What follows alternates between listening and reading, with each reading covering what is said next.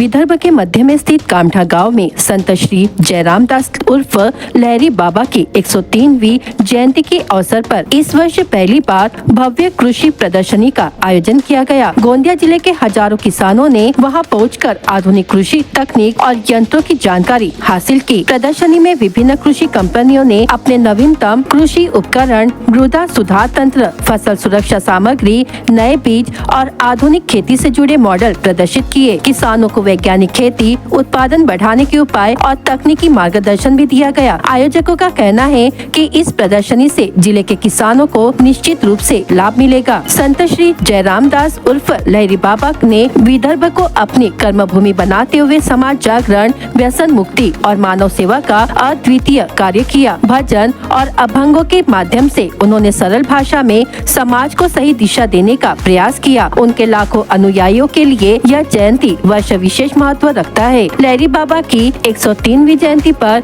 इस वर्ष भी विशाल श्रद्धांजलि समारोह आयोजित किया गया, जिसमें दूर दूर से आए भाविकों ने बड़ी संख्या में उपस्थित होकर बाबा के कार्यों को नमन किया।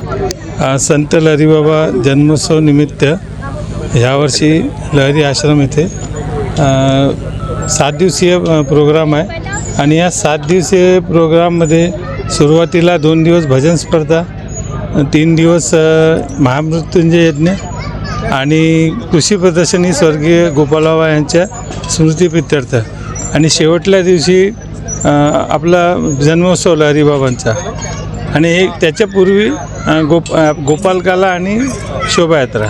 विशेषतः म्हणजे इथं धानाचं जास्त हे आहे, म्हणजे स्टॉल लागलेले आहे आणि दुसरं म्हणजे आपल्या इथे मशिनरी चांगल्या स्वरूपाची आहे।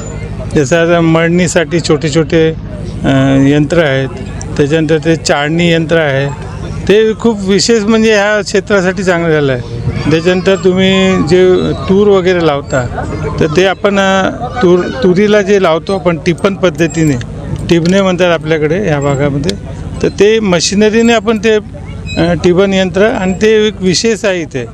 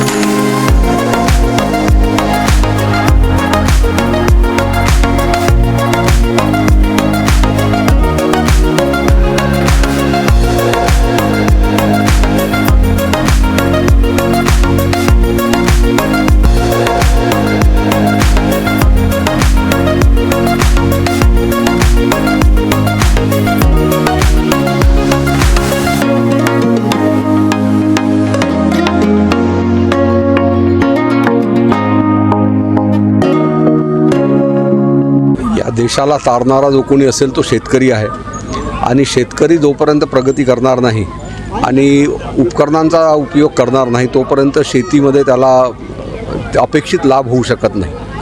आणि इथे एक जी नवी संकल्पना केली, या प्रत्येक वर्षी हा आपला सप्ताह इथे होत असतो परमपूज्य संत लहरी बाबा यांच्या जन्मोत्सवानिमित्त, परंतु यावर्षी हा जो एक नवीन उपक्रम सुरू केला स्वर्गीय गोपाल बाबा खरकाटे यांच्या स्मृतिप्रित्यर्थ हा आपण इथे कृषी प्रदर्शनी लावलेली आहे।